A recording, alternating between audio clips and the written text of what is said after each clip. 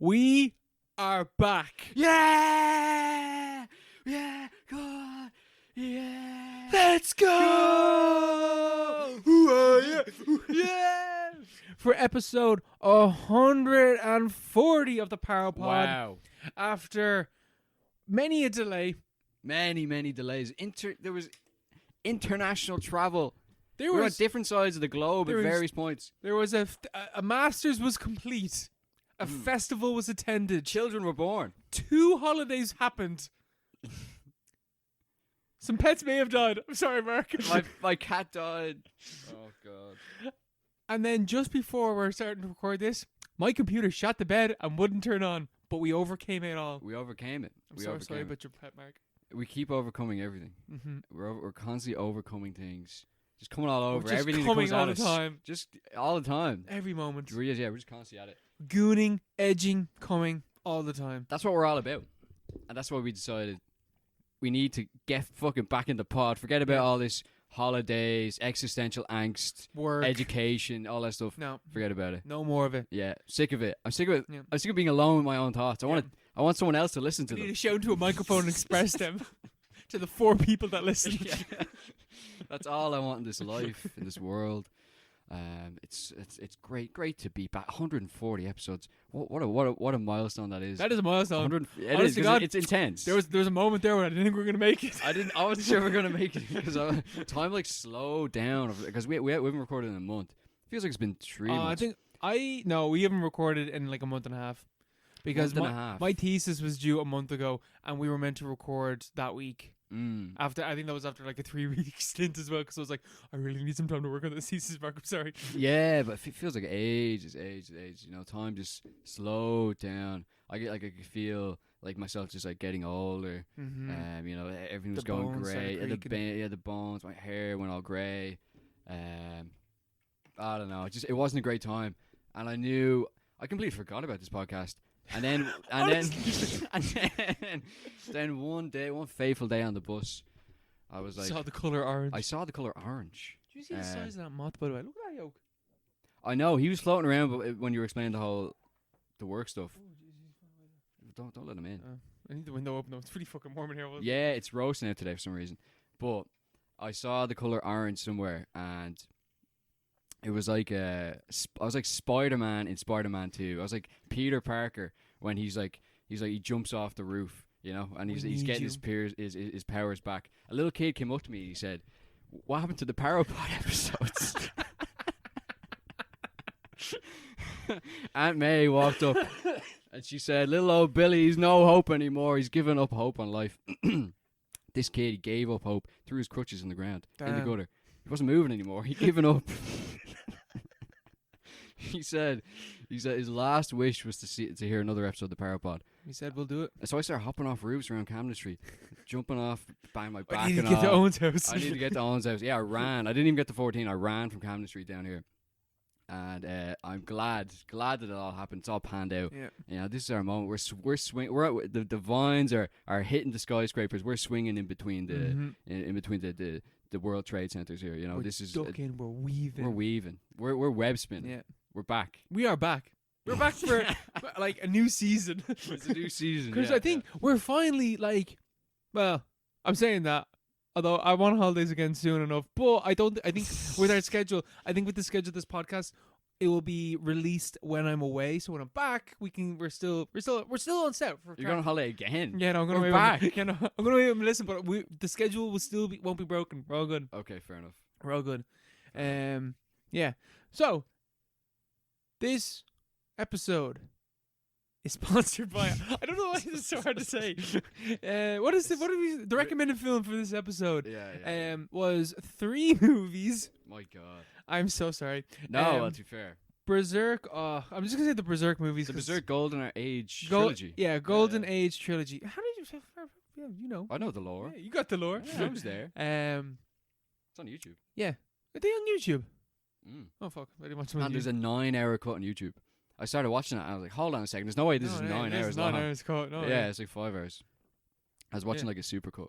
Jesus, that's way too much. And I was like, holy shit, what am I doing? That's intense. So Yeah, so Berserk. This Golden Age arc is an adaptation of, like, basically the start of the manga, by Kentaro Miura. And yeah, we'll get onto it later on because it's too much to explain. In the introduction.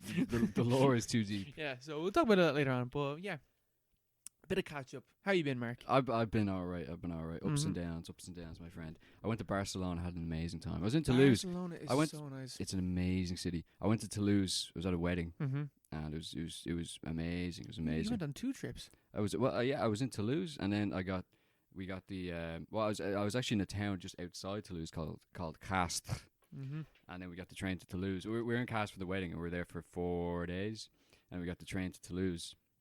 We were there for a few hours, and we got the train to Narbonne, just down south, further. We were there for a few hours. It was 37, 38 degrees. It was piping the entire time. I didn't see a single cloud for 2 weeks. I was away for 2 weeks. I didn't see a single cloud the entire time. Jesus. And it was piping down Narbonne, but it was lovely. It was really nice little seaside town. And then we got the TGV from Narbonne down to Barcelona, and it was a full day of travel. Like that day that we moved down from That's a lot of trains. to Barcelona. That's a lot of trains, but it was like, you kind of mentally prepare yourself for the worst to happen. Yeah. Because I'm like, oh, it's gonna be a long day. It's extremely hot. It's just me and Orla. If something goes wrong, like, it can start snowballing, and then you start panicking. You're like, oh fuck, or you get like, narc. Actually, it went off without a hitch. Like, it was grand. It was so peaceful. We're just sitting there, like, it's very continental, drinking our espressos, having a few croque monsieur. Oh yeah. It's just a toasty. Just like doing as the French do. And then we got smoking to Spain. cigarettes, just chain smoking, and just like getting tanned everywhere. Couldn't go anywhere without getting a tan. And you are looking very tan. I did get very tan. It's kind of faded. Your hands are very tan, actually. My hands actually go like, very, very dark, or quite dark. My arms, but then we got down to Barcelona, exited the train station, like the main. Or no, we moved. It's a massive train station. Didn't know where I was really going, even though I'd been to Barcelona before, and I liked their transport system back then. And then I got in the train. We're like, like the hotel is like literally just on the train line, just in that direction. I was like, oh god, sweating balls, carrying this big rucksack all day. Train takes off, and I'm like looking at the phone, just like see where the direction is. We're going in the wrong direction, and it's going. But like the next stop isn't for fucking 20 minutes. It's like one of those. It was like the longest stop in Barcelona. So we ended up on the opposite. We ended up like we started 20 kilometers, about 20 kilometers away from, or maybe 10 kilometers away from where our hotel was. We ended up, it's about 15 to 20 kilometers away. It was ridiculous. And then I was like, "Fuck this! Get a taxi." Just you got to cut the. Yeah. I was like, I wish everything going well, but like, Listen, sometimes you have to jump in. And you just have to bite the bullet. Got the taxi over, and it was just lovely, so relaxing. The pool, the sea. It looked so nice from your photos. It was so nice. Yeah. The hotel was really cool. All the food's great. Obviously, it's very cheap there. Like, it's quite cheap. Like, it's just a lovely, lovely city. It was a great little break. So tranquil, so peaceful. There's no worries. There's no work. It was just great. It was a great time. And then I came back and my cat died and it just ruined everything. Yeah.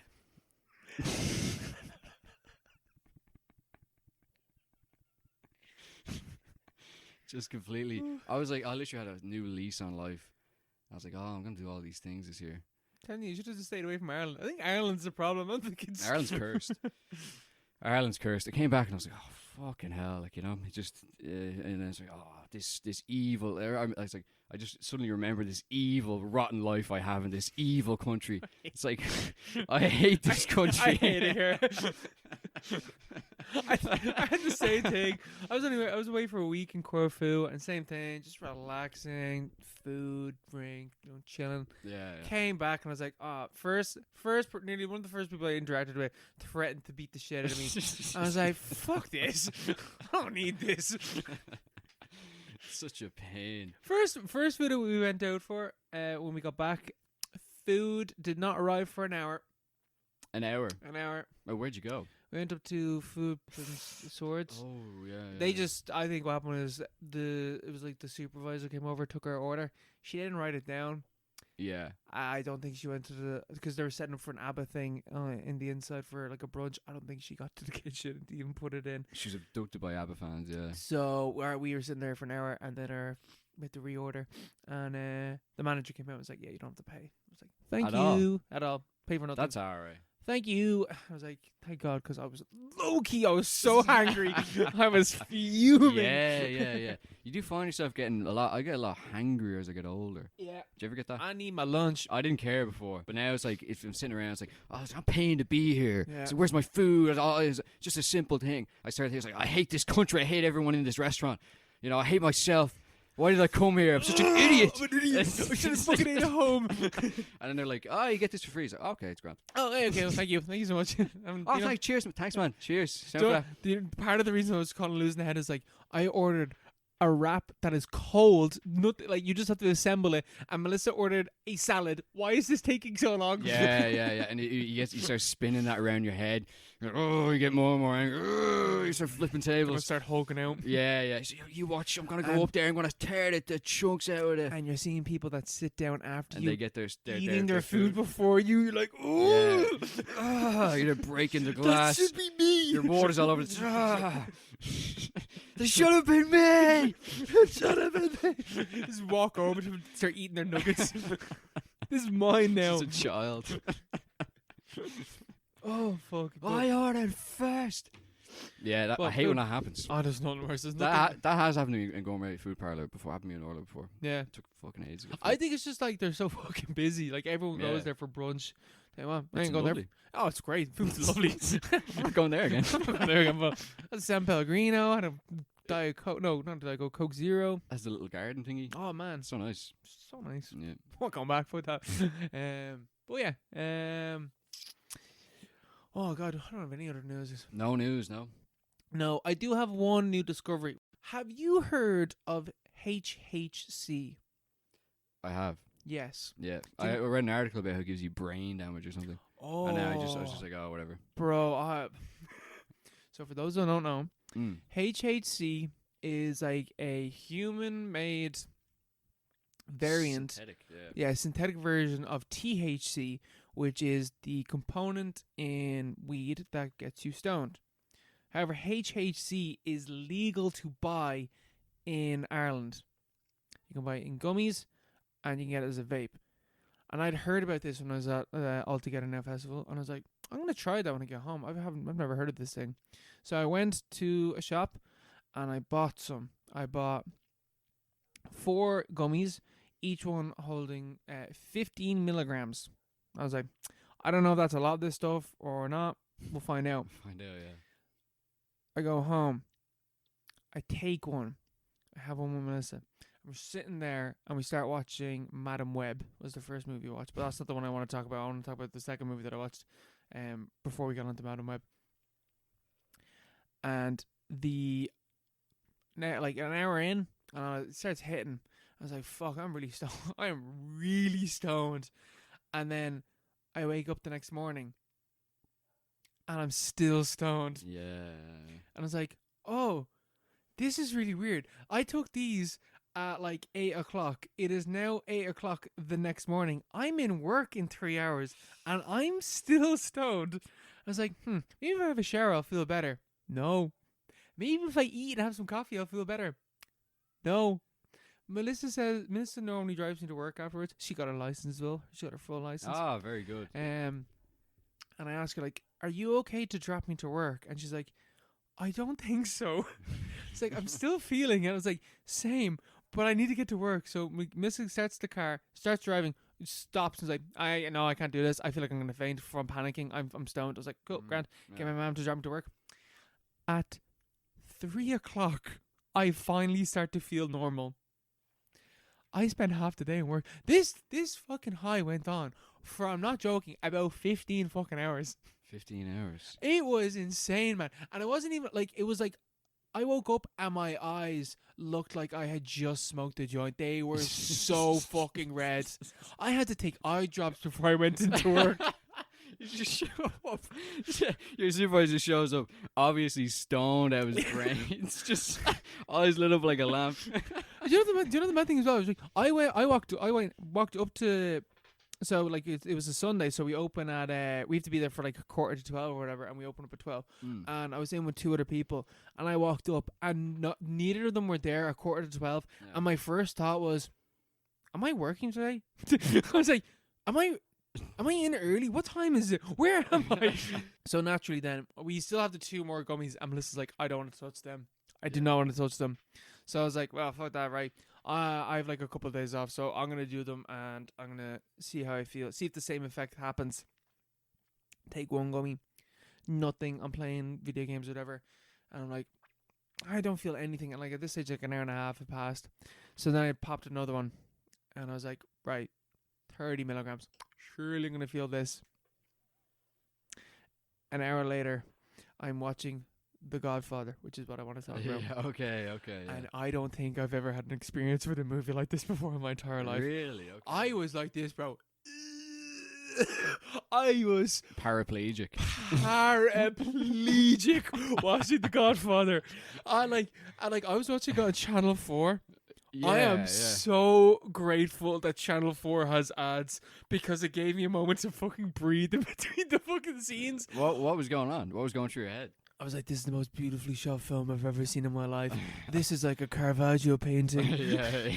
Oh my God, Marlon Brando is so good. Like, because I'd seen The Godfather before. Yeah. I watched it years ago, and I thought like, yeah, it was alright. I think it was like 13, 14. I don't know if it's the fucking edibles that I took, or that movie just is that good. That movie just is one of the best movies ever made. It is 100%. Holy shit, that movie's so good. Yeah. Sounds like those edibles didn't do anything at all. That's a great movie. Oh man, that's great. But woke up the next day, stoned the entire day. I'm not joking. I went to bed the next day still stoned. Jesus. They were fucking mad. I didn't. We not take half, no? Oh, I don't recommend them to anyone. I don't know if I'd ever do them again. Like the waking up the next day and still being stoned is the worst fucking part. Like, that sounds I horrible. have to live my life today. I didn't plan for this. Yeah, it'd be depressing. Graham was telling me about it was like last time we were all together. He was telling me about he took a gummy one evening, and he waited an hour and nothing happened, so he took another. And he woke up the next day at like 11 or 12, but he was supposed to be in work at 8 a.m. and it was just them calling. He woke up still stoned to them calling him, asked him to come in. He was just like, "What the fuck happened?" He just blacked out. But it could have been the same thing. Oh man, they're ridiculous. Yeah. I don't, like, if you want to try them. They're 100% going to be banned. There's no way this can stay legal for much longer. It's a small glimpse into the head shop era. Remember that? Obviously, we're too young for any. They used to sell drugs openly behind the counter and just like fake drugs, you know. They were somehow even more dangerous than illegal drugs, but they were perfectly safe to buy, you know. Oh man. But yeah, I've heard bad things about them, but I don't know. Do not recommend them at all to anyone, unless you're like really really curious. Then do it. But fucking hell, I was like, I've done my fair whack of stuff. This thing I was like, I'm never doing that again. Yeah, and that's the first time I've taken a drug. I'm like, not doing that again. Yeah. But yeah, so I watched The Godfather. And oh my eyes. And there's so many things from that film that I didn't cop when I was younger come from that film. Like, hey, he's sleeping with the fishes. That comes from this movie. Obviously, like, I'm gonna make him an offer he doesn't refuse. The way that's like built into it, it's like he's you have Michael Corleone, telling whatever her name is, Michael, telling her about his family and stuff like that, and he tells her like, oh yeah, he put a gun to his head and make him offer he won't refuse, and like that's a really cool story. And then later on, he says it like, what's his name? What's Brando's character's name? Don Vito. Don Vito? Yeah. Vito Vito. Corleone, yeah. And then he says it and like, oh, he's gonna make him offer, and then you see he fucking decapitates the horse in the bed, and like that's yeah. And all this while it's like genuinely, I think it's the most gorgeous lighting in any film ever. This film is stunning when Vito is looking over his son's dead body, and it's just like complete pitch black, and then he has the little. He has like these things in his jaw to make him puff out more, so he looks more like a pug or a bulldog. He's the underboy, yeah. Yeah, he's the underbite. Hey, my boy. Boy, look at him massacred my boy. My boy. Oh, it's just like the most gorgeous movie ever made. Yeah, so good. So epic in scale. You know? Yeah. And like it, like I don't know. I like this film took way longer because I watched it on Channel 4. Yeah. I don't know if it's a HAC, but this film fucking breezed by.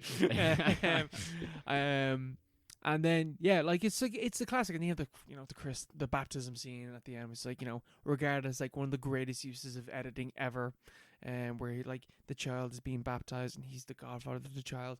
Meanwhile, it's intercut with all the other like mafia heads being executed, and it's like, oh yeah, he's the godfather. He's the guy, yeah. And he's such a cool. Is you're like get in there. Yeah.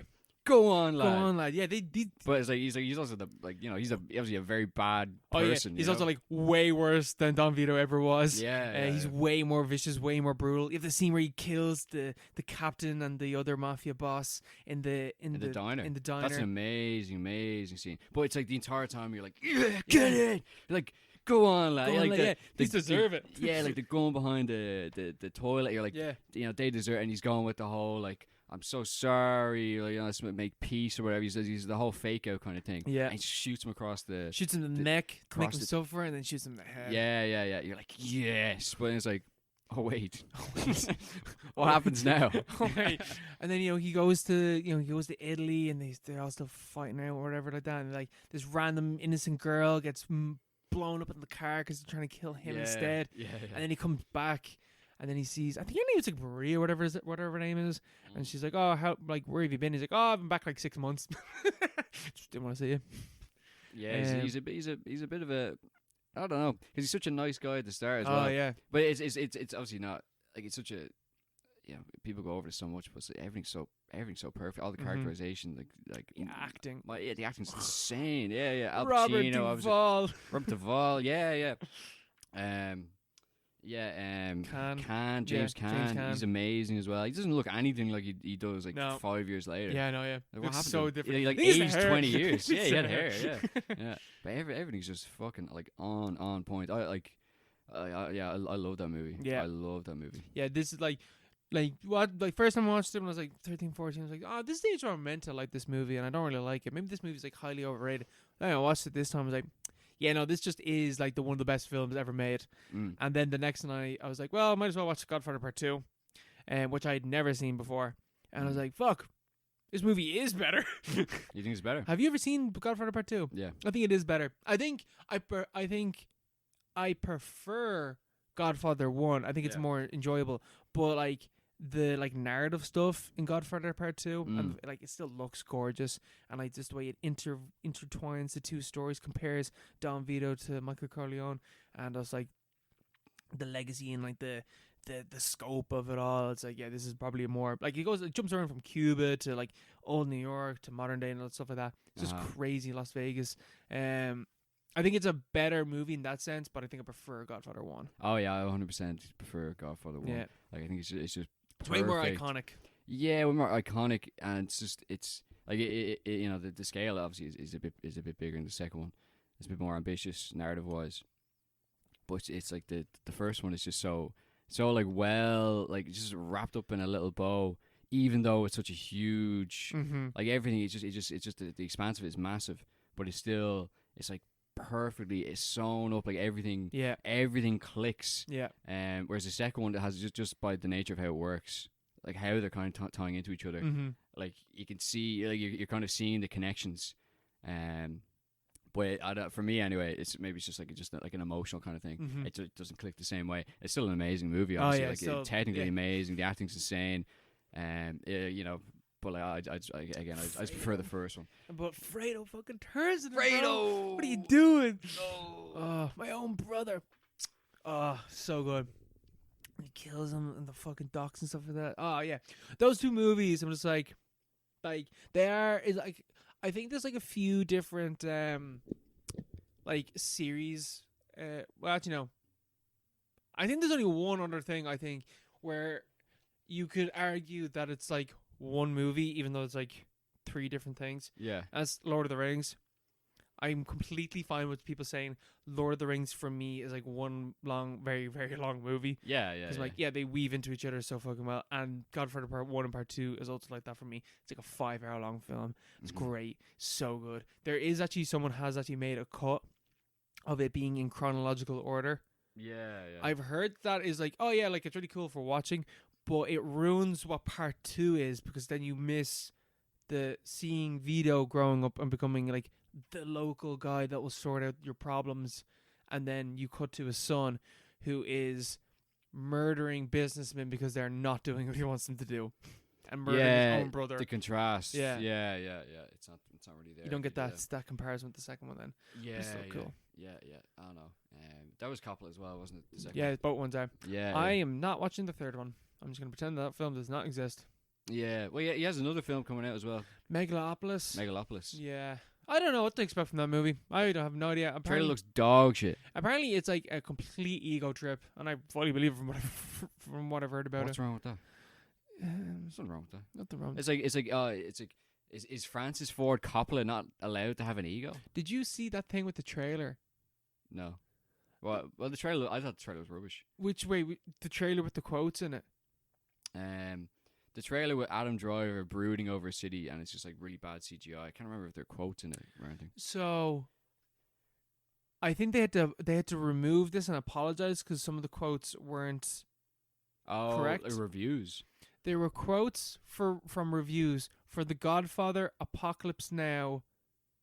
What's his other massive ones that he has? He's got 2 other movies that are like huge. Dracula. Dracula was one of them. Really? And I think it was like The Godfather Part 2. Let's just say it was like 4 movies where it was quotes saying that the movies are really bad. Yeah. But it's like, it's in the trailer for Megalopolis being like, you know, people thought that Godfather 1, Godfather 2, Apocalypse Now, Dracula, these classic movies, these all-time great movies. You can't miss. You can't. You made Jack, right? Jack? What's Jack? It's Robin Williams. Is it Robin Williams? It's Robin Williams. I don't know what that is. It's like a boy that's grown Robin Williams size, and he's like old, and he's like in school. Well, I don't need to see any more. Just like look at this. Written and directed by Francis Ford Coppola, 1996. Did he do that of his own volition, or was that a studio kind of thing? I don't know. Well, there's something about this poster that I really don't like. The one with the with his head and hands looking really small on the sleeves of his striped shirt. I don't know. Yeah. There's something about that. There's something. I'm nearly. What is the thing? It's just like the inspiration for Simple Jack. That's what I was about to ask. Is this what the inspiration for Simple Jack is? It sounds like it is. It looks like it is. It's because it's Harvey, or what's his name? I can't remember his name. There's a guy who tried to do a serious thing. What's his name? And he was playing like a disabled character. Mm-hmm. And it came out in 2001, and everyone just like laughed at him for it, but he wanted to win an Oscar. What was his name? I can't remember his name. He's the guy. It's Sean Penn in I Am Sam. Yeah, I Am Sam. Or Cuba Gooding Jr. in something else. Yes, that's what it is. Yeah. I Am Sam. Sean Penn. I Am Sam. I've never heard that movie. It's apparently it's like insultingly bad, like offensively bad. Oh, you see, I you don't need to see it. Just that face. I don't need to know anymore. Yeah. I don't need to know anything else. Okay, right. But I feel like of all people, it's like Ridley Scott. Like when Ridley Scott came out with Napoleon, and he was like, "Oh yeah, history doesn't like it's not." History's boring. Yeah, he's like, history is fucking bullshit, and like people say this is boring and inaccurate, but like I don't care because it's I'm Ridley Scott and I can do whatever I want. I want to make it more exciting. And the film is bad or whatever. Apparently, I still haven't seen it. I haven't seen it. I'm not really ours. But yeah, he is Ridley Scott, so he can do whatever he wants. Francis Ford Coppola is on even a different level again from Ridley Scott. Like I think, well, maybe slightly above. Yeah, he's slightly above, but he can't do whatever he wants, and he's self-funded this movie, which is not like, I wouldn't say that's an ego trip. Like it's just because no one wants to give him any money because they're like, this looks dog shit, but like. They say that about every fucking movie. Like any movie that it doesn't have like IP or can't make toys about. Like this looks dog shit. That's we're not going to make this. I think we should allow him. I think there's like part of it is really annoying because it's like this does seem like a massive ego trip. But secondly, it is a new IP. It's like it's not based on an IP. I don't want this to be an It's IP. just an original I fucking movie. regret saying this is a new IP. Take that back. Scratch it. I did not say that. This is It's a just a new thing. movie. This Yeah. is just a movie. I remember seeing something where, I think it was Matt Damon talking about like how they don't make rom-coms like they used to in the 2000s and stuff like that Saw the clip, because yeah. they don't make money at box office, but they do a DVD releases afterwards. That's how they make their money. But in the age of streaming, that's not a thing anymore. So you have to make your money in the cinemas, which is the reason why. Did you see that like release of Disney movies that are coming up? No. Toy Story 5, Incredibles 3, Moana live action remake. Like 6 years old. And it's Yeah. like 2017, 2018, something like that. I still haven't seen it. Jesus, that film's old. I'm gonna feel really weird. I think it's probably like 2011, 2012 or something. It's not that old. No, it's 2016. It's 2016. 2016. Yeah, it's 8 years. They're remaking live action. Yeah, It's just going to be The Rock. I think it is going to be The Rock. Yeah, I think. But he's in the original movie, isn't Yeah, he's the guy. he's the guy. So they're just Yeah. going to get him to do that.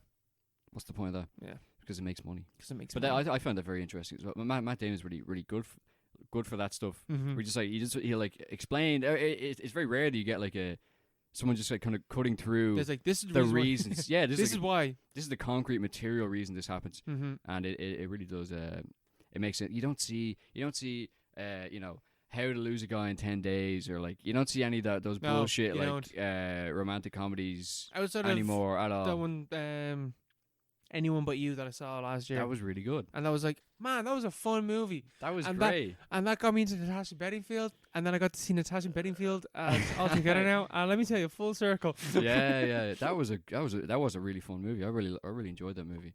The one that Jennifer Lawrence was in recently as well. I can't remember. Was she? Oh, No she's Hard Feelings. No Hard Feelings. Yeah. I thought that was really funny as well. Is it good? I haven't Yeah. seen that one. Well, I didn't think it wasn't real. It was like it was bizarrely enjoyable. Yeah. It was good to Yeah. watch. Well worth the watch. Those like those just, like I just want those type of movies. Like, I want an action movie to just be an action movie and not be based on anything or like tied into anything else. Or have a post credit scene or yeah, something setting like up that. something Yeah, else. I yeah. don't fucking want. Just give me an action movie. Stop making me like have to pay more money. Let me enjoy the thing and I just want to see and Yeah. go. Just give me what I paid for. Yeah. Oh, Yeah. it's yeah. No, I'm gonna go see Metrolopolis or whatever the fuck it's called. Megalopolis. Megalopolis. Yeah. I'm gonna go. Well, I'm not gonna go see it. I'm gonna stream it online. Oh yeah, 100%. I'm paying for this movie. I don't care. He can't make his money back. Yeah, he had to remortgage his house apparently. So, that's a great. That's like, a great sign. That's a testament to someone who's like actually he actually wants to see this made. Mm-hmm. That's a really great thing, I think. So I definitely give them the benefit of the doubt. I'm gonna watch it Mm-hmm. at some point, 100%. I don't have high hopes. No. Don't have high hopes at all. But I'm gonna watch it. He says it's based on a David Graeber book. He was like the socialist anthropologist. It's about the collapse of capitalism. But I keep reading about it. I was like, what the fuck does any of this have to do with capitalism? Or like, like the plots are so vague. But like, it also it's like where does any of the stuff that he was talking about before? Because he posted an Instagram photo or an Instagram post like I don't know 2-3 years ago, and it just all the books that inspired it. And it was just like all this like old kind of anthropological or like political theory. It's like this is inspiring my next movie, Megalopolis, out in cinemas like somewhere 2025. Sometime maybe. Yeah, maybe. And then the more I read about it, it's like where do any of these books come into it? So I'd be interested to know Yeah. what his actual vision is. I really hope it's not like a movie like. Have you heard the things about the Toxic Avenger? They're remaking that. They've remade it. They've remade it. They've shown it at festivals. It has had a positive feedback. Oh yeah. It is not being released currently because no distributor wants to pick it It up. wasn't picked up. Yeah. The only hope for that movie is that Shudder takes it and puts it onto streaming. That I is assume they will. quite literally the only hope for that movie. That's kind of like a no-brainer for Shudder, isn't Yeah, it? Like, surely. That's Shudder's entire demographic. That is literally like a fucking slam dunk for yeah, them. yeah. That's an easy win. Easy win. But that movie's like done, well regarded. People like it. Just no one picking it up. Yeah. And I don't even know if it's like a content thing. Like there's really like fucked up things in the movie. I just think that like They're just like, it's- there's no audience for this. yeah, I think it's not a safe bet to make money. So why are we going to do it? Yeah. Even though the movie's made, and all you got to do is distribute it. Yeah. It's the Weird. effort of distributing. Yeah, it might be. I don't know. Remember they didn't release Catgirl or whatever, or Batgirl. Was it Batgirl? Yeah, they destroyed that movie. They just shelved it. It was completely finished. Yeah, They just shelved it. Gone. Doesn't exist Doesn't anymore. exist. Yeah, they Tax write off. can't find it. Same with the Wile E. Coyote movie. Yeah. Who was in that? Finished. Who was in I that? have no idea. It was someone big. Someone big was in When it. you lose a head that you It spend. was like Ryan Gosling voiced Wile E. Coyote or something. Yeah. It was like a huge star. I was like, this is not a safe bet. Tax write off. Thank you. Yeah. Well, that was a dumb idea for a movie in the first place. But Yeah. like, That's a stupid idea, but apparently it's really good. I don't want to see that movie. Yeah, it's just like it's so. But like, part of me is also like, yeah, right as the tax write off, and then just like I don't know, stick the movie on a USB and just leave it in a park leak somewhere. It. Yeah, leak it out. Leave it in a park somewhere. Create a bit of hype. Yeah. But then the person picks up the USB, watches it, and he's like, he just I tells could you, sell this. this was terrible. I have a copy of this movie and it's dog shit. No one's to go see it. Yeah, and yeah. I'm destroying the USB. All you guys hyped up online. Yeah, sorry to break it to you, but this film is dog shit. This movie's ass. Yeah. What have you been watching, Mark? What have I? Well, I've watched Conquest of the Planet of the Apes. Oh yeah. I returned to the Planet of the Apes, which I've always been on. No, wait. Return of the Planet of the Apes. That's not one of these movies. Never mind. No, not yet. Yeah, it Not could yet. be. That could be the sequel to Kingdom. the film that circles back around Yeah. and includes the humans again, which I've been waiting for. I'll be waiting for that when I retire. But yeah, Conquest of the Planet of the Apes, the latest in our Planet of the Apes time warp series. Fourth film? Fourth. It's the fourth film, Yeah. The Planet of the Apes, after Escape from the Planet of the Apes, where Zira and Cornelius get absolutely murked by the human fascists. Bastards. But first they're bonking away, and they have a little baby, and the baby comes out, and the baby's like an actual little monkey. Remember that? Mm-hmm. And then, but And the then baby, he's not in this one. the baby escapes, and he gets away, and Conquest of the Planet of the Apes begins. About 20, it's literally 20 years after. Yeah. It follows on 20 years after, when the Earth, or America at least, has fallen into a fascist police state, Mhm. where it's run by like the SS, like a human SS. A monkey SS. Yeah, monkey SS, where slaves, the entire economy runs on monkey slaves who are imported. It's like it's a very, very on the nose, like direct, kind of insensitive, ham-fisted, like Allegory. for for slavery, like, you know, the transatlantic slavery, which was already there in the series, kind of, but like they've really zeroed in on it for this one, and it's like basically the entire plot of the film, which is, you know, it's a 70s movie, or is it 80s? Is it 81 or something? I think it's 80s, yeah. Yeah, maybe it's early 80s. So it's like a little bit, you wouldn't do that today, but yeah, you know, has a good kind of intention at its heart, and it has a, you know, it's rough around the edges. It has like a, you know, it's quite a kind of extreme. It's quite an extremist movie that doesn't really, like, it's not at the end where it's like, oh no, yeah, we can just solve our differences. No. It's quite an extreme movie where it follows on from the son of Cornelius and Zira, and we'll, you know, remind you that they were assassinated, murdered, Milo was executed. His first name. Milo, I can't remember what the fucking doctor isn't. Milo was the irrelevant character who got killed off after. Yeah, but like he was half an named. hour, wasn't I think he was named after Milo. he? Yeah. And then this movie's just called Caesar. Yeah. I was thinking that because I thought he was going to pick, because they called him Aldo. They referred to him as Aldo in the first one, or was it the second one where they're talking about the ape that first Second one. spoke? They call him Aldo. Yeah. Aldo, Milo, and Caesar. Caesar's definitely the coolest name. Mm-hmm. But yeah, the offspring of Cornelius and Zira, who were assassinated for being, you know, apes from the future, where, you know, they were, They're you know, bring about the end of the world. yeah, they're gonna base, yeah. So the Americans killed them, but their son got away, and he grew up in a circus. He can still speak. He's still super intelligent. He's aware of what's happening, and his handler Armando, the circus runner Man. or whatever. Yeah, he's like a circus owner or something. Do we ever actually see the circus at the start? Yeah, he's like the ringleader. Yeah, he's a ring guy. Yeah. And yeah, he's running around. But again, it's a bit of a police state, and the monkeys are being like bet down, and they have to serve the humans in every, like, you know, mundane, like basic task around the house, like pouring tea, cleaning up street rubbish, like all these like, you know, running kind of little errands and stuff.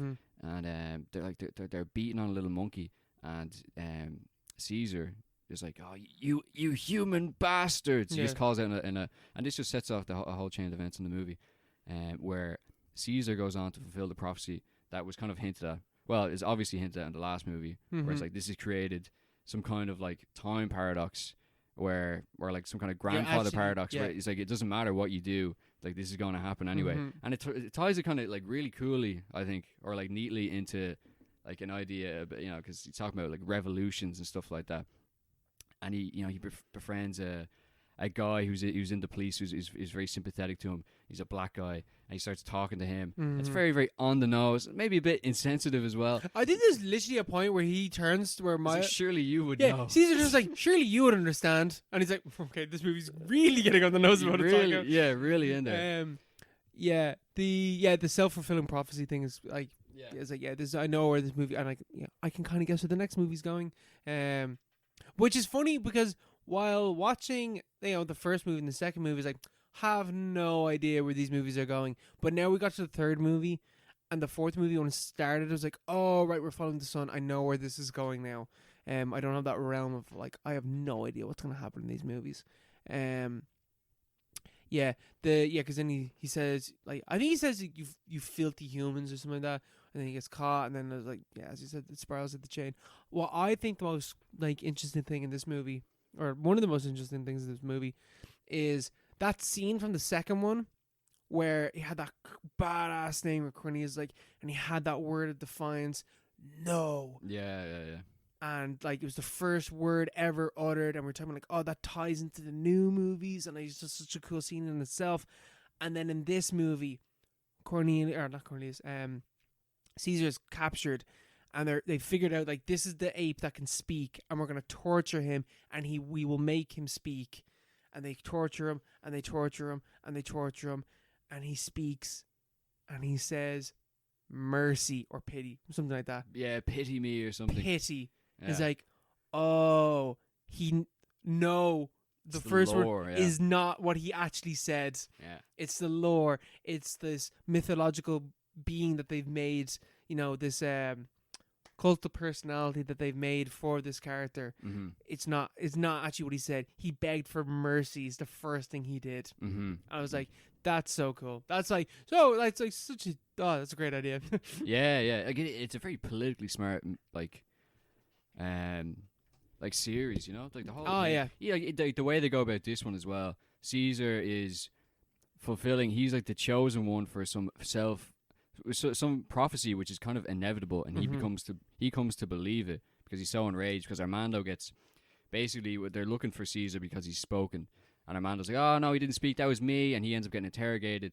He tells Caesar, oh, you run down to the docks, pretend that you've just come in off a ship. And so Caesar gets taken into the general population of slave monkeys or slave He gets ships. auctioned off. He gets auctioned off at a slave market. Armando gets tortured until he has to choose between jumping out of a window or confessing to what Caesar is, and guaranteeing Caesar's death and probably his own as well. So he jumps out the window.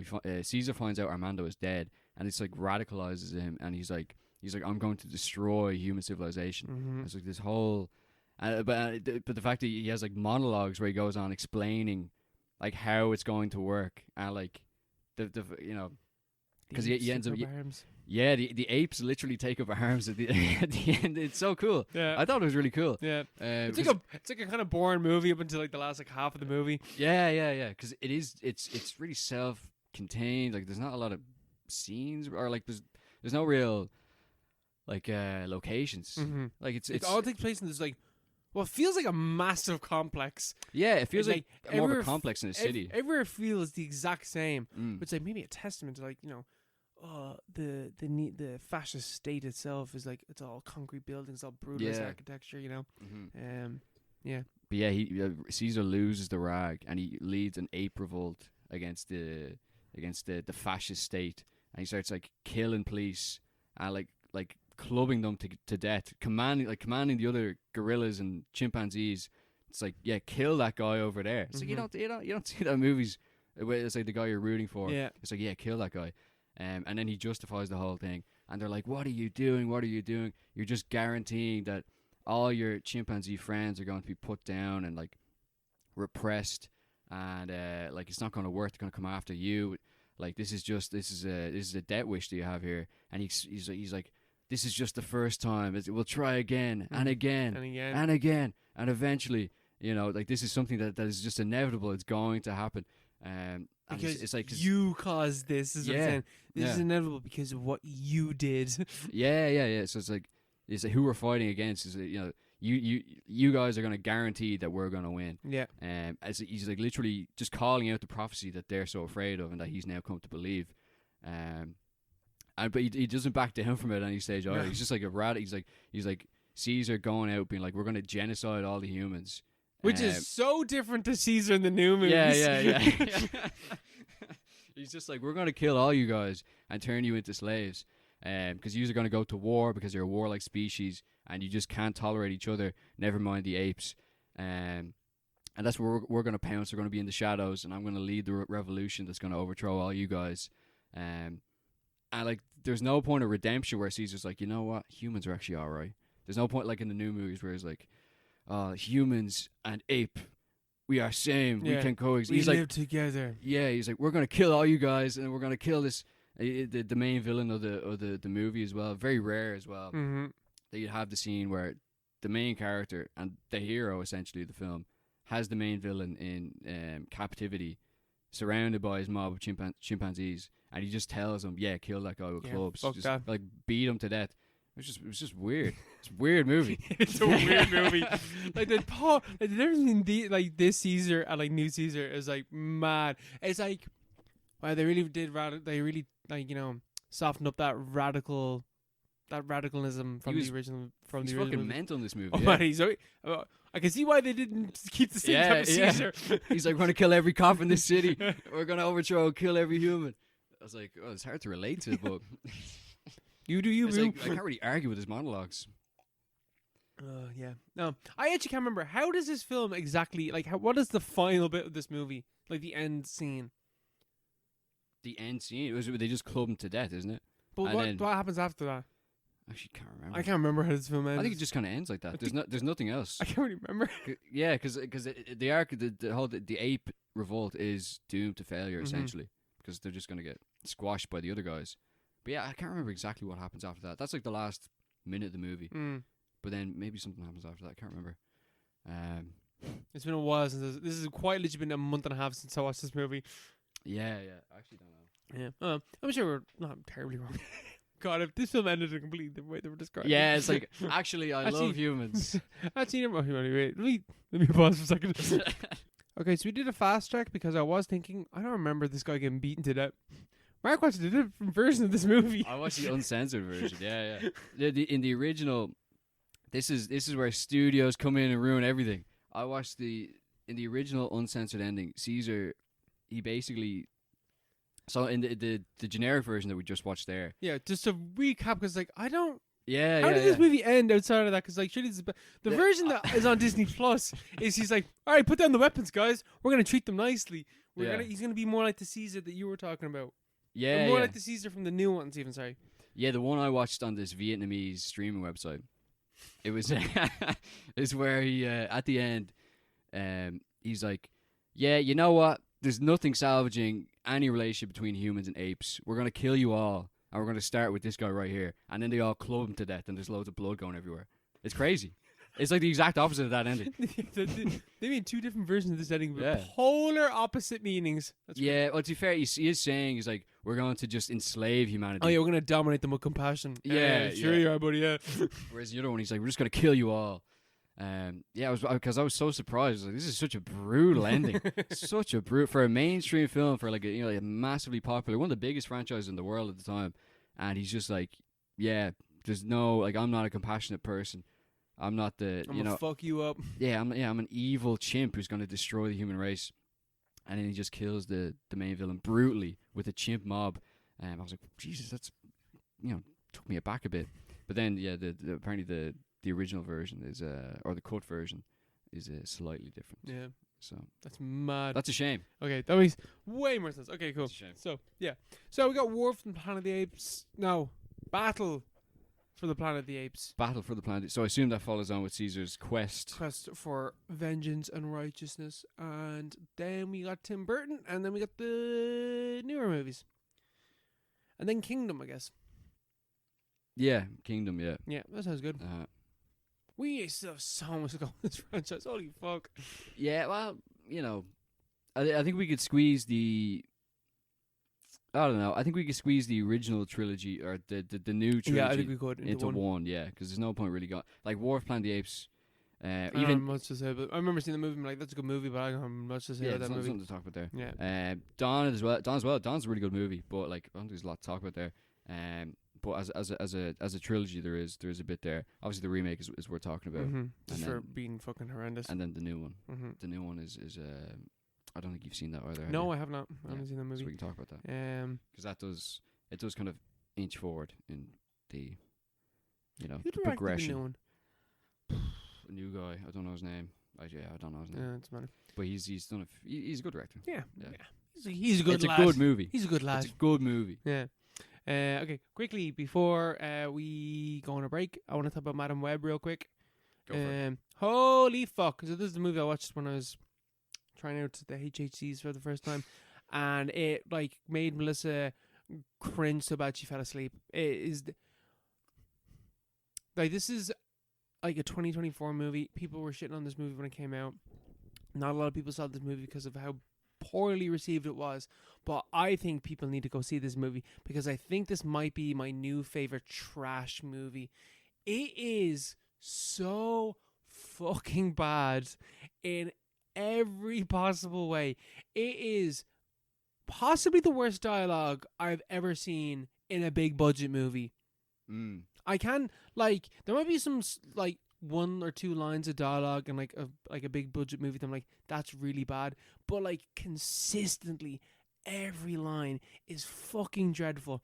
Every line is just exposition, is just explaining what needs to be said in the scene to progress the plot forward so that you understand either A, information, or B, character emotions. Nothing else. It is as if it is a first draft, but it's also very clear that it was like pure studio interference because Sony are fucking mad for that.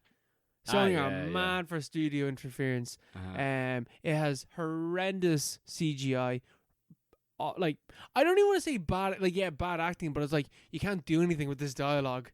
It's not like you can blame the actors for it because the dialogue is so bad. The clips I heard, they were just like, it just sounded like they're completely phoning it in, or is that their just Dakota Johnson? Maybe it's just how she talks or something. Did you see the Dakota Johnson was asked on like the carpet or something about this movie, and she said, "Yeah, like wait until you see it." She knew. She knew. I think every person in this film knew what this movie was. Yeah. Because while there's no way that you could be delivering these lines of dialogue thinking this is going to be a good movie.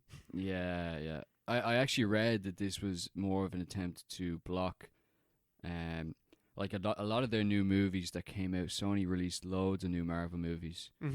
Just to stop them from doing it. Just to stop Disney from kind of taking those characters. I think the copyright runs, or their rights, I think Sony's rights run out after a certain amount of time if they don't use it. Same with Spider-Man. So they just don't want to lose any of the IP, but they need to release a major movie to do that. So there's a few others that they released. Fucking Morbius and Venom, of course, is the main one. Really want to see Morbius. After seeing this, I really want to see Morbius. Morbius is like... Have you seen Morbius? Yeah, I saw it in work. It came up in work as a video I had to review. Did you watch the whole thing? Yeah. I just watched it, and like it's just not it's bad. It's but like bad. it's like it's not real. Like I don't know. I wasn't watching I wasn't on HHC when I was watching. Yeah. It's the same experience. Like it's pretty a lot funnier. If you're like properly sitting there. I was sitting there in work with like the fluorescent lights overhead, my coffee beside me. It was like 10 a.m. in the morning. I was like, what am I doing? What the fuck am I doing? Oh no! Like Melissa turned to me and was like, "Owen, is it me or is this movie like really fucking bad?" I was like, "No, it is. It is really fucking bad." The ending is so fucking funny. The ending of this movie ends with Dakota Johnson getting blind and paralyzed. But, do you understand? She's in a wheelchair and she can't see. But now she can see more than ever. Because she can see the tendrils. She can see the future. She knows the path for it. It's like that scene in like...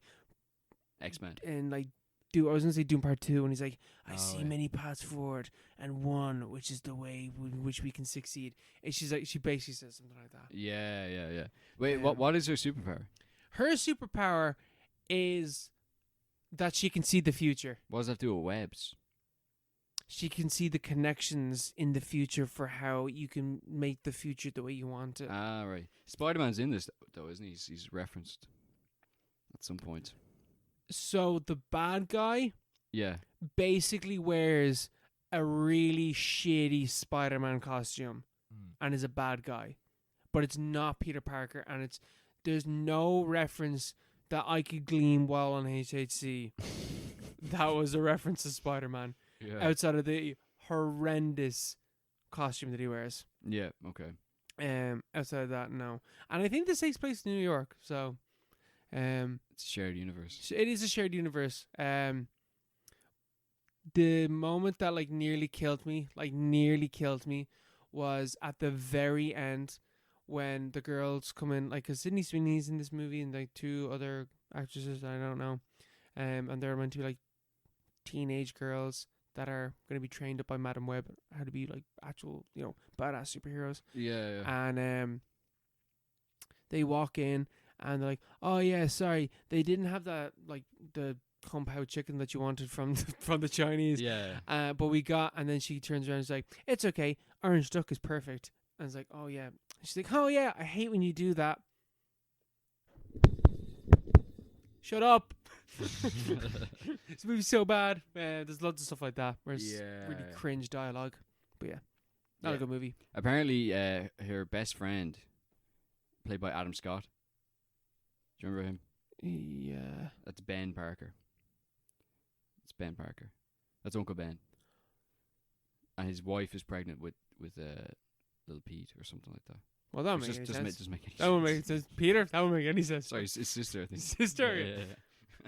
I don't remember that. I don't remember that at all. That's just what it says in the Wikipedia page. Maybe. Yeah. If they did, I did not fucking. It was an Easter egg. They could have It said was an Ben Easter egg. Parker. It went straight Yeah. from my fucking head. Oh, hey, Ben Parker. And then just never mentioned again, probably. Yeah. I genuinely think that could have been it because he's like a fucking. They're like EMTs or something in it. Yeah. And Ironic how he dies. Man, the fucking. Oh no, I need to explain this even further. Those bits were they're there trying to save this dude dying in the back, and they're there cracking jokes. So she's driving real fast, and he's like, "Whoa, relax! I'm here trying to resuscitate this guy." It's like, well, if I'm not there in time, there's no point in trying to resuscitate him. That's the type of dialogue that's going on Okay. when she's zooming in at her. horribly so bad. insensitive. Really, really bad. Really, really bad movie. Everyone should see it. It's peak trash. Okay, well, we go for a break. Let's go. And now for our recommended films for this episode. Oh. The Berserk Golden Age animated adaptation 3D arc of the manga. Okay, so I don't know how to explain these movies, so I might as well just explain what the Golden Age arc is from the manga. Guts is a young man. Actually, I think I do need to explain this from the manga's perspective because these movies actually don't go into enough detail of who Guts is. Yeah. Just kind of dive straight into it, yeah. So, Guts is born from a hung woman's womb. A what? A hung woman. A A woman that is hanged. It's been hanged, yeah. A hanged woman. A hung woman, okay. A hung woman. She's fucking hung, bro. And she's hanged, and he is born from her womb, and he is found by a group of mercenaries, and they do not treat him well. They raise him for war, and then eventually he leaves, and he goes around being a mercenary himself. And then in one battle, which is where the first film in this trilogy picks up, he is found by Griffith, who is the Band of the Hawks, which is a group of young mercenaries. And Griffith's like, I want you on my team. And he subjugates Guts and gets him into the team. And Guts learns to have what it means to have a family for the first time. And then bad things happen. Yeah. Berserk, for me, is the greatest manga ever written. One of the greatest stories ever told. And is would have been the greatest revenge story ever told. What was that? Um, What the So, unfortunately, Kentaro Miura, while writing Berserk, at a certain stage, had to start taking breaks due to his health, and this led to a series of what's the word I'm looking for? Like breaks in the manga, and it really slowed down the release schedule for over 10 years. And then Kentaro Miura sadly died, and the Berserk remains unfinished.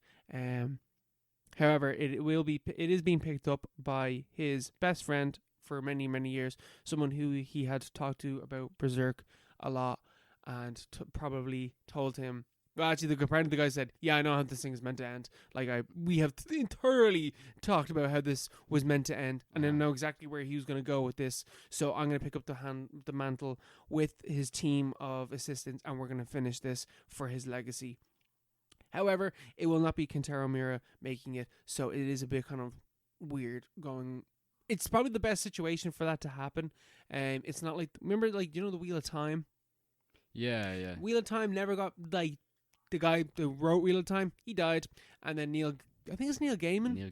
He picked it up and ended it, but like, I don't think he had anything to do with the original author. He was just like someone like he's just that guy, just sinks his teeth into random shit for no reason. Yeah, he's just like, yeah, you're a fantasy author, so you can finish this. Yeah, but like with Berserk, it's being picked up by literally his best friend for like his entire life, who is also a highly acclaimed manga writer. So yeah, I think this is the best situation for Berserk, but it won't be Miura's version of it. It won't be written by Miura, so it's a bit However, the Golden Age arc, which is the start of Berserk. Berserk has a couple of different arcs. It's got Golden Age, Conviction, Falconia, and then another arc after that I can't think of the name of.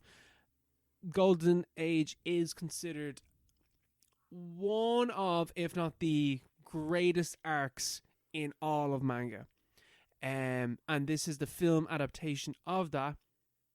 This adaptation, Berserk, is some edgy bullshit, particularly at the start. So these films don't have everything that's in the manga. So I'm interested to see what you thought about this. Well, what you thought about these movies. About Berserk from this. Yeah, well, it was definitely something I'm not used to at all. Mm-hmm. Like, I hadn't really a breeze what was happening at the start. I hadn't a clue. But I didn't really know who Guts was. I'd heard of him because you'd mentioned him before. And Griffith, of course. But I immediately disliked Griffith from the beginning. I assume that's what you're supposed to do. Asshole. Yeah, he's clearly an evil man. Deeply evil character. But like, it kind of struck me with the fantasy tropes. It was kind of like I don't know. It was like nearly like medieval, kind of like I don't know, like what's it called? Magical. Like, it's not magical realism, but like that kind of like fantastic kind of storytelling. Mm-hmm. Whereas a lot of it's like based on like honor and stuff like that, and like so like moral codes of the characters, which took a while to get used to, because it's not something that is like usually comes up. Yeah. You know? Did you watch the sub or the dub? Oh, it's the dub. Dub. Okay. Yeah, I did the same thing. I watched the dub. Yeah, I did the same thing. The sub, the reading, all that reading, man. I was read a book. I was read the manga. Yeah, I was read the manga. Yeah.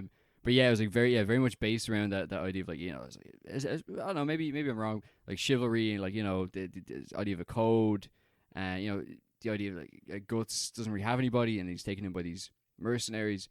I don't know, like Guts is obviously a bit of a dodgy guy as well, dodgy character. But then they're like, you know, it's like this guy's clearly evil, and then all the other people around him is like, also like what was really going on? Like they were like, so they were hired by the king, by one king, by one king to fight against the Another Tudors. king, Yeah.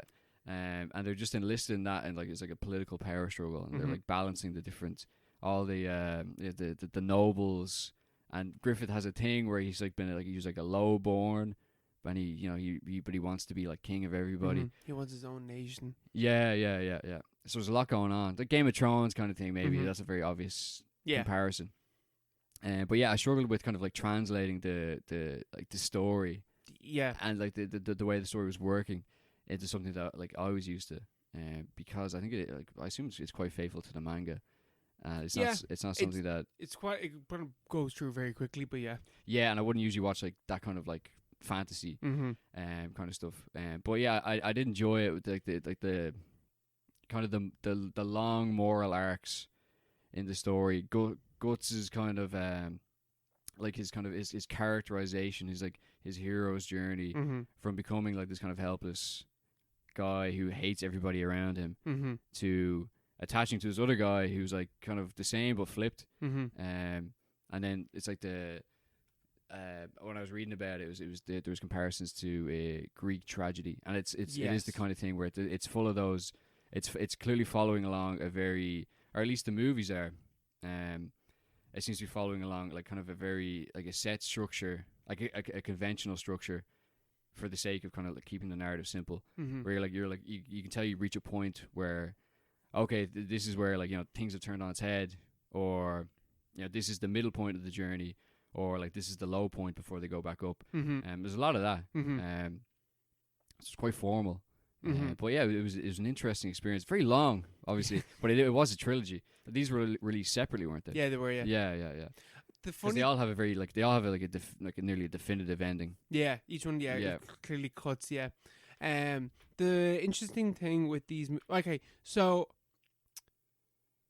one of the most quite literally one of the most important things about Guts is not in this movie, in any of these movies, and is very quickly shown in the title cards of the first movie, where Guts murdered his father figure because his father figure sold him to a man called Duncan.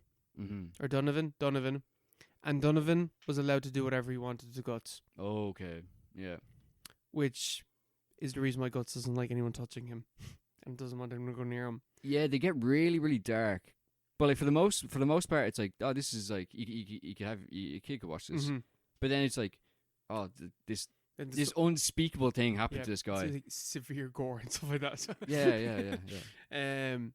Yeah. So that's something that's really briefly touched, not mentioned really in these films, at least in the version I watched of these. Yeah, there's that is the central thing of Guts at the start. It's that's why he doesn't like people, because his father figure did this to him, and his father figure was not nice to him anyway. And that's why it takes him. He latches onto. He finally finds his family, and he's like, I have my people. And the Greek tragedy stuff comes also from the manga, where the interesting thing about how Berserk was written was Miura was writing it, and he had no idea what he was writing. He had a vague idea of I'm going to write a story about this guy with a big sword, and here's a villain, and just shows the villain, and he's like, okay, right, I'm actually going to use this template, and this section of the story is actually going to take place after the events of this arc that I'm going to write now. So the first bit that you read about Berserk is a flash forward for what happens after the Golden Age arc. Yeah. And that's how that's how it's a tragedy, because it's such here's Griffith afterwards. Here's what he did. From the get-go he's going to fuck these people over. Yeah. Now there's nothing you can do about there's nothing, it's the Greek tragedy It's thing. like Vader. Yeah. Yes. Revenge of the Sith. Yes. Yeah. Here's how we got to this point. Yeah. Because that was something that was sticking in my mind when I was watching it, because I was like, oh, because it was hard figuring out what was happening, or how I was supposed to watch it. But then obviously you get into it after a bit, but all it's fast paced. Mm-hmm. There's a lot of set pieces and things like that, and there's always something happening. But Griffith. Great, the entire time I was like, there's just something off about this guy. There's something about this guy. I don't see why everyone's so cool with this chap. There's a guy so great, so amazing. Yeah. And then he's literally saying, I'm going to step on anyone that gets in front of my dream. Yeah. He's like, I'm going to choose where you die for me. Yeah. And everyone's just like, oh, yeah. he's great. It's like the guy who's like watching. He's never seen Star Wars and just watches like Phantom Menace and like Clone Wars and Revenge. Fuck. There's something up with this chap here. I don't know. He's I wouldn't trust him now. I wouldn't trust him. Is Anakin fan? I don't know. He seems a bit. He might kill some younglings. I Seems don't like know. he could go either way. So you texted me beforehand because I think the two of us, we always watch the recommended films in the same manner, where it is the last thing that we watch before the podcast, so you can. so it's bite fresh in into our it. minds. Yeah. How far did you get into these? Did you get to watch the last one? I'll tell you what I did. Okay. I got halfway in, and then I took a break, and then I watched at a higher speed. I wasn't working, so I skipped about an hour. I read about it. Mm-hmm. I'll be honest. Okay, that's okay. I got to the start of the third movie, and then I read most of it, and then I got to the last. What was it? 40 minutes. Okay, right. And then I know what happens. So you got to the eclipse. Yeah. I got to. It turns out whatever the fuck that happens at the end. I was like, what the hell? I was vindicated. I was like, oh, I never liked this guy at all.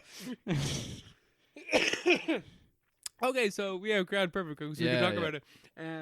Yeah. So. Like the fucking your one as well. Like what the Oh, hell? poor Casca. Yeah, Casca. Like So, yeah, I think that these movies. I don't know how really to talk about these films because I want to talk about the manga, but I don't want to talk about the manga because the manga's not what we're talking about. fill me in the manga though. This Yeah. is your thing. This is Berserk. You've been talking about Berserk for many years. It sticks in my mind. Berserk and One Piece. One Piece had its day. Everyone was like, One Piece is played out. Yeah, Berserk it's fucking is- way too long. I can't recommend anything from One Piece. Like, it's gonna take way too long. But like Berserk, I hear about it, here and there. But back in my old job, everyone had a One Piece. Nearly everyone in the office had a One Piece wallpaper. It's man. played out. Everyone It's loves played it. out. Yeah. Completely played out. Berserk, it's still there. But think- you've been like fucking, you've been bearing the flag for Man. years. Great shit. I think it's the same thing with the Godfather, where I'm like, Berserk is the better thing. But like One Piece, it has my heart and soul. You know what I mean? Yeah, it's more enjoyable. But Berserk is the better thing. Uh-huh. So right. So. Oh man. So Guts gives his life and dedication to Griffith. I don't even know how to. I don't know. I'm gonna stop fucking. Right. Guts gives his life and dedication to Griffith, and we see in these movies as well the clip where he's like, Griffith's like, I cannot respect. A man cannot be my friend if he is following my dream. He must have his own dream, and he must pursue that dream the same way I pursue mine. Yeah. And so Guts is like, well, I want to be. I respect you and I love you, and I can see where you're coming from, Griffith. I want to stand as an equal to you. So I'm gonna leave. I'm gonna leave once I'm done here. And Yeah. Griffith fucking loses his shit, and has wheezed. Like the band of Hawks have like gotten their way through thanks to Griffith's genius tactician and Guts just being a fucking beast. Have made their way into like the upper echelons of like this kingdom, and I've been awarded all these rewards or whatever. And Guts at that stage is like, okay, I've done all I need to do. I'm gonna go off and be my own thing. And Griffith cannot handle this and makes the first blunder that he's ever made, where he how old do you think the princess is that he Charlotte. Yeah, how old do you think Princess Charlotte is? Well, she doesn't look particularly old to me. No, she's not. I don't know. It's hard to tell in these things. See, I think the film, they purposely admit that she is 14. She's 14 years old. She's 14 years old. What age is this guy? I think Griffith's meant to be like 16, 17, 18. 18 probably. Oh, okay. He's not like 30s or anything like that. Yeah. They're like pretty young. Yeah. 'Cause But I think- that's still quite Yeah. strange. It's not like, it's way better than being 30. Yeah, I was thinking this guy has to be. He's a mercenary. He's conquering half the kingdom. Oh no, he's the gotta whole be in his the whole 30s. thing is that they're like proper young mercenaries that are just wiping everyone out. Yeah. Okay. And he's like just like young prodigy. Yeah, so he makes his blunder and he goes into the room with Charlotte, Guess he gets dirty. He gets dirty, He and gets the hands dirty there. did you find that these movies they really like nipples? They really like. There's a lot of nipple grabbing in these movies. That's an anime thing, isn't it? I think it is. Yeah, I yeah, think yeah. it's an anime. Or What did the accidental like. Oh, accidental boob grab. Yeah, yeah. Thankfully, there's none of that shit in Berserk. There's. I'm gonna stop myself before I say something. Berserk is way too edgy for accidental boob grabs. There's Be full frontal. oh man, there's way It'd too be an intentional boob there's- grab. There's way too much essay in Berserk. Holy fucking shit. Anyway, so he makes his blunder, and the king finds out, and he tortures Griffith for a full blown year. Mm. And Griffith is someone who is like smart, articulate, like incredible fighter, incredible mind, charisma. Like the whole thing about Griffith is like he's charisma, and so the king has like stripped him of all of this, and he has like tongue is out. He can't walk. He can't move. He can't speak. He can't he has no grip in his hand, no strength whatsoever. Can't do anything. All the tendons have been removed from his body. He is skin and bone. And Guts hears about this. They go back and they save him. And on the way back, after everything that they've been through, they there's actually a section that is removed. There's a character called Wild, who is another demon. There is no fucking way that Wild could ever be put to animation. Why? He rapes fucking everything. He rapes I people. fucking know, man. Why? I am, because he's a demon. He does whatever he wants. There's with Wild, there's way too much of that shit going on. There's a bit where it cuts to him, and there's a family of young, the dad, the mom, the kids. Really? Yeah, in the manga, yeah. It's a bit unnecessary, isn't it? It's very unnecessary. It's very unnecessary. No need for that at all. There's, Even at the end of this, I was like, there's no real need for that, oh, was there? man, yeah. It wasn't really required for the story, was it? It wasn't really. So yeah, that's all cut from this, and instead Griffith's Griffith's whole thing is that he wants to he wants to be great. He wants to be this incredible leader and stuff like that. And I really wish that in these movies they got this, they had this in it, where the moment that makes Griffith snap isn't everything he's been through. It's when he sees his life, and Casca is this girl who loves Guts and loves Griffith, but is willing to dedicate her life more to Griffith than Guts. Yet she also loves Guts, and she helps him heal with his trauma and all that stuff, and he helps her heal from her trauma and all this type of stuff, and it's real lovely. Where Griffith is lying in the wagon, and he hears Casca and Guts talking, and he's visualizing. He can see his life before his eyes. He can see how he can spend the rest of his days with Casca, and he can live in a wheelchair, and he can have children, and he can live a peaceful life in the woods by themselves. Guts can be there, and they can all just be a family. Mm-hmm. And it fucking disgusts him.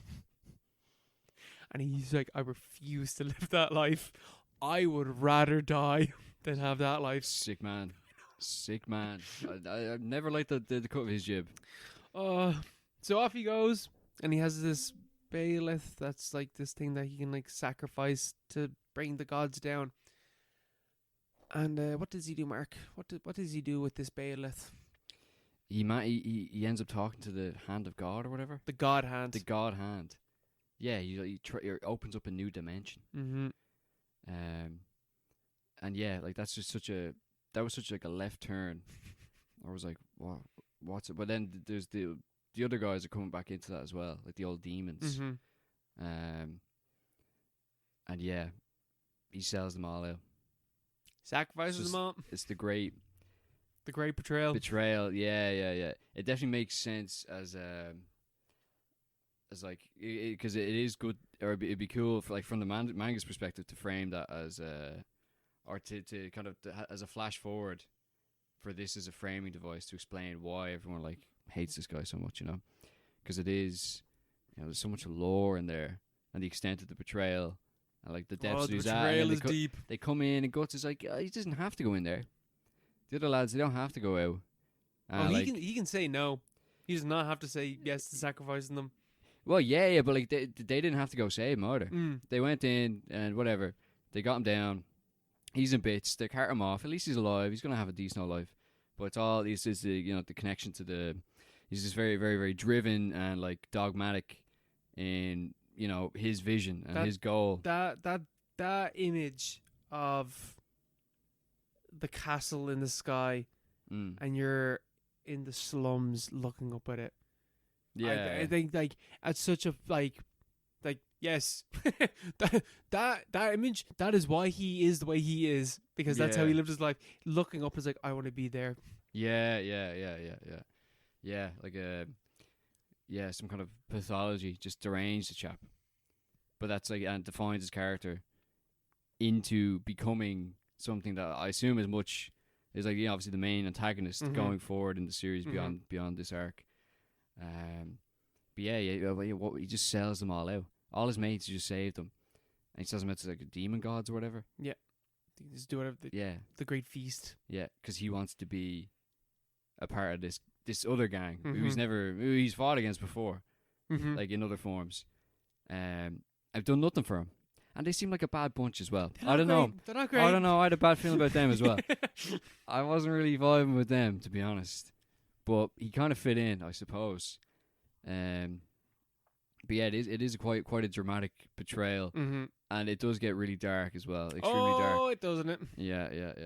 The interesting thing, because like you see all the demons and stuff like that. Like you have like in these movies, you know, you have Zod, Nosferatu. Nosferatu Zod, and his whole thing is that he's just been raging war and just killing and killing and killing for like centuries and centuries and centuries. He's the god of wars. Basically. Yeah, he was gone for hundreds of years. Yeah. The interesting thing is that, so like how because it's humans that become that have like sacrificed people in order to become these like apostles and like demons, stuff like that. Yeah. The thing though is that like they, when they like get down to the lowest point and they're asked like, do you want to do this? Like, yes it is. When they gain that power, they're told, do what thou wishes. They don't have to do this. They don't have to be these evil, horrible rapists and murderers and cannibals, but they choose to be because they have that power and no one else can stop them. It's like this really fucking incredibly dark reflection on humans. Yeah. It is. It gets very, very dark. It's like, but because for like you have stretches of time where this is a grand little, you know, your man there, Griffith, he looks like a Yu-Gi-Oh character. They're all talking about family and stuff. This is fine. Like you see on this Cartoon Network. You got the big guy with the big hammer, and he's real nice. Yeah. You have like all these like lovable like side characters, little side quests, like episodic kind of storylines. It's like this, you know, you see some Boomerang, you see some Toonami. Yeah. And then someone's like, you know, as their, you know, their head blows up or something like that, or something unspeakable happens to someone, and you're like, where did this come from? Whoops. Because this was it was a series as well, wasn't it? They did They did a version of the 90s series. anime of it, yeah. Yeah. Like, I suppose that's even pretty more watered down than this one would have been, I assume. Yeah, or maybe I think so. I think just like the animation makes it more gritty. Yeah. What did you think about the 3D animation in these? The 3D animation? Yeah. Well, it's recent enough, so I thought it fits in. Yeah. I just don't like 3D animation in anime. I think it always looks really weird. Yeah. I don't know, but like that's kind of the new thing with those. Because these are only 10 years old, 12 years old. They're fairly recent. Yeah, like 10, 15. Yeah. Like 2008 or something. 2009, 10. Yeah, something like that. Yeah. I don't know, I'm not hugely against like Iron Giant, for example. Man, they're showing Iron Giant in the Lighthouse. 2 weeks. It's a fucking 11 a.m. or something. I know. Why do Did they you- do that? Did you see that? Yeah. Why? I was like, that sounds like such an amazing idea to go see that, but it's showing it like just in the morning or something. But that's an example of, that's CGI. That's 1999. Like I think it works fine. But I assume that the other ones didn't have. No, they 'cause did. They would have been older, obviously. Yeah, the 90s animation is like hand drawn, and then they made like a 2016 version, which is apparently fucking dog shit. And it's really, really bad. Which is also like 3D animation, but like way worse than these movies. Yeah, I don't know. Like, I don't know why Berserk, out of all things, is like, yeah, we're gonna make this Throw 3D. it. You got some stuff left in the budget. Yeah, I don't know. Why not? People love this. People They're love gonna it. love it. It's a new technology. They're gonna love it. But yeah, I think like when we like when I look at these movies, they are like watered down versions of something that I like love deeply, but they're like a grand introduction to it. Yeah. You know what I mean? Like it's like, here's enough that you can get hooked, but if you actually read it, like these movies do not have the deep like characters that are in the movies, or sorry, in the manga. Like Casca, she's like, I love Casca so much. Would you say that the characters were reflected at least accurately in these? Yeah. You get a taste of them. Yeah, you get a deep taste it's a of them. faithful. Yeah, it's a faithful adaptation of yeah. what they are. I'm gonna okay, so Griffiths does something horrible to Casca and makes Guts watch while in the eclipse, and then like after that point you're like, this is the word. I'm not joking, Mark. When I read Berserk, during lockdown, I think it was one of the things I read during lockdown. I had to take like a week long break after reading the Eclipse. Yeah. It fucked me up. I was so I don't think I've ever read anything that had affected me like that thing. Yeah, well, it's just out of nowhere. Well, it's not really out of nowhere. It's just like you don't expect that, and then because you've been with that character for like I've been with that character for fucking months. Yeah, exactly. Yeah, in this case, you're with her for 4.5 hours, and then I don't know. It is. Yeah, it's pretty bad. Weren't you reading that during? You've been reading that for years. I mean, were you reading that during in Canada as well? I think. No. Shit, was I reading that in Canada? Yeah, because remember we talked about it before, over there. I don't know when I started reading Berserk. You were getting really into it, I think, at the time. Fuck yeah, maybe I did start reading it when I was in Berserk. I think I read the Eclipse during COVID. Yeah. So yeah, that would have been like a year later after I started reading it. Yeah. Because I read manga very slowly. But I need a flash forward to like the take you out of that. So after all the things that happens to Casca, and she is not the same person afterwards. She's quite literally like childlike and like has regressed and all this stuff.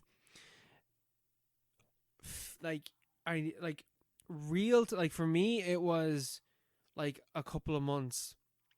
But real time, if you were reading Berserk as it came out, 15, no, even longer. I think it was like 20 years. 20 years after that, one of the last chapters Miura got to write is Casca coming back to who she was. And the drawing to like her face of like, she has to be protected by Guts for the rest of it, and like there's a moment where he almost, like, the demons get, but the bad stuff, he almost does something to her. He doesn't, but he almost does, and he almost replicates what Griffith does. Oh, what the fuck? He stops, but he almost does, and so she's afraid of him, and then he gets a new band of people that help him heal and like help him get back to like where he was pre the eclipse. And then after years and years of like no chapters coming out, and for myself, like I didn't have to experience that because I was reading this like afterwards, but like even still, I was like, man, they've been on this boat for like fucking a while. There's a moment that we go into a boat and literally they're on a boat for 10 years 10 fucking years they're on this boat. And then like one of the last chapters that Miura writes is two characters going into Casca's psyche and fixing it. And then they come out and they ask her, "Do you remember Guts?" And it's just like this tears and this faint smile. 15 years. 15 years. That's a payoff, though. That's a payoff. That's characterization right there. That's an arc. Mm-hmm. That's an arc. Would you like to know what like the final chapter? Yeah, sure. So just before they get onto the boat for 10 years is the last moment that Guts and Griffith see each other, and Guts decides, "I'm going to stay with my friends. I need to go with them. We're going to go off on this boat." And 10 years goes by. Real time, 10 years goes by. Yeah. And the last chapter that Kentaro wrote that was published was a chapter where Guts comes to terms with, like, okay, I need to be happy with the people that I'm with. Everything's okay. I have my friends. I have my family. We're all back to normal. And then Kentaro Miura died. And I was like, okay, right. That's really sad. I guess that's the end of Berserk. And then the publishing company was like, well, actually, no, we have one more chapter left.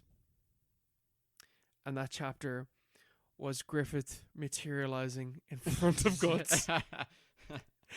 And the two of them facing off for the first time in 15 years. And then it ended. That was the last thing he wrote before he died. That was the last thing he wrote.